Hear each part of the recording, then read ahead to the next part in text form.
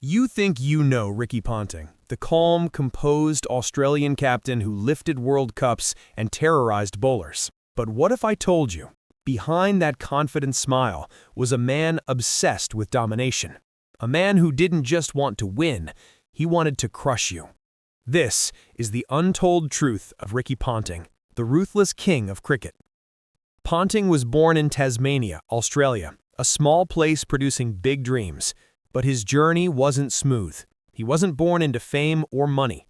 At just 11 years old, he played against grown men and beat them. His natural timing, his fearless pull shot, even then he looked like he was built for greatness. But with great talent comes great pressure, and Ponting wasn't immune to mistakes. Before he became a legend, Ponting was a controversial young man. He had a fiery temper, sometimes too fiery. In 1999, he was involved in an alcohol-related fight that nearly destroyed his career. He later admitted it was the lowest point of his life. But that night changed him forever. From that day, Ricky Ponting decided, no more excuses, only victories. When he walked into bat, the stadium fell silent. Ponting didn't just bat, he attacked. Whether it was Shoaib Akhtar's thunderbolts or Muralitharan's spin magic, Ponting had an answer for everything. And soon, he became the beating heart of the Australian team.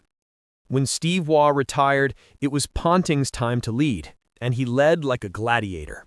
Under his captaincy, Australia became an unstoppable force. World Cup 2003 dominated. World Cup 2007 destroyed everyone. He was ruthless, disciplined, and had one mission: make Australia unbeatable. Ponting's leadership was different. He didn't believe in mercy. When opponents were down, he'd push harder. That's why they called him the ruthless captain. But critics said he went too far. His aggressive behavior on field, his confrontations with umpires, people started calling him arrogant. But Ponting didn't care. He once said, "If you're not winning, you're losing. And I hate losing." That mindset, love it or hate it, made him one of the most successful captains in cricket history. Remember his 140 not-out standing in the 2003 World Cup final against India? That was Ponting at his peak, fearless, flawless, and fiery. Or his 2005 Ashes heartbreak, where he fought alone, bloodied but proud. Even in defeat, he earned respect.